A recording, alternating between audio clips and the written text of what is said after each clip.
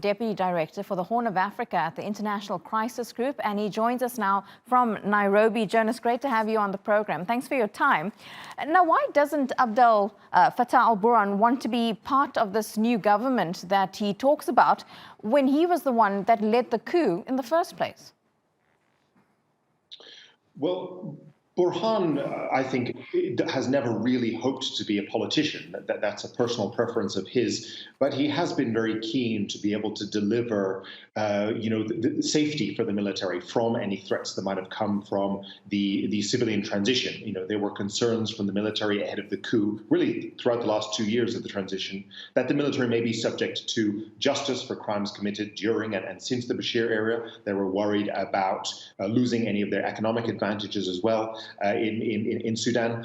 And on top of all of this, there is a technical component here which says that the constitutional declaration that governs this current transitional period before elections does say that those who are serving in the transitional government are not allowed actually to run for office in the elections in the post-transitional period. So in many ways, this is just him restating an existing fact. Now, Jonas, since this coup took place just about 2 weeks ago, I believe, there have been many international players here trying to mediate some sort of resolution and a huge international interest in what's happening in Sudan. The Arab League was there on Sunday speaking to that ousted prime minister. But realistically, it doesn't seem like anything's going to change. Do you feel that international mediation has failed in this instance? Well, not yet.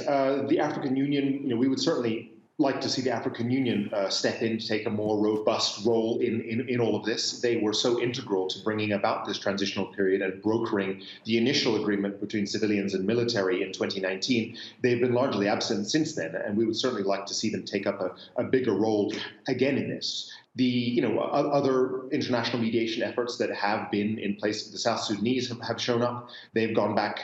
Their mediator went back a couple of days ago without finding much traction. The United Nations, the special representative for the Secretary General, is still working hard to try to bring about a resolution between Burhan and Hamdok, the Prime Minister Hamdok. So I wouldn't say the international mediation is over, but I suspect that there's real. Ultimately, this is about finding. Taking care of interests on the military side and the civilian side, and the internationals are really there to sort of mediate rather than to negotiate. And it's interesting that the AU hasn't played more of a hand here in what's happening, because, of course, what's happening in Sudan affects the entire region. You've got the crisis in Ethiopia and northern Tigray, which has, of course, forced thousands to flee across the border to Sudan. Is Sudan actually capable of looking after those people crossing over from Ethiopia, as well as their own people, in an economy that is not doing well? And we've seen the price of basic goods there just soar. Look, the burden for taking care of any Ethiopians moving over their border into Sudanese territory will fall squarely on humanitarian agencies, the World Food Programme and the UNHCR, for example. But the Sudanese themselves don't have a great deal of capacity to do this. There was already a considerable problem with food shortages, both in the east and even in the capital. And so, yes, look, this will be another humanitarian emergency, we fear, especially given all of the military events unfolding in Ethiopia. Of course, it's always the people that are worst affected. Jonas Horner, really appreciate your time and your insight speaking to us there from Nairobi. Thank you.